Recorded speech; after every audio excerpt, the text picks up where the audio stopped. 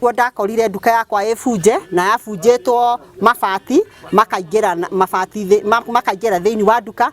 Na thĩinĩ wa indo iria ciairwo nĩ speaker 3, amplifier 2, mixer, power breaker, receiver cia microphone icio nyene, wires ciothe ũguo magĩkua na gakunia. Nĩ tuonire indo imwe mareketie hau kĩanda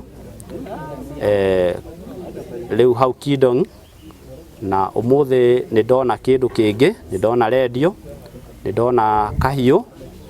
So kwa bahati mzuri wao wote tumewashika, wametusaidia, wametuongoza mpaka mahali walikuwa wameweka hizo vitu kule Kasarani, tukasisanya zote na tumezileta hapa leo ndio musione. Na tunawasihi wale watu wote walikuwa wamepoteza vitu kuanzia mwaka jana mpaka wakati huu, kwa sababu hizi vitu tunaona ni vitu mbalimbali za duka, zingine ni za kanisa, zingine ni vyombo za manyumba.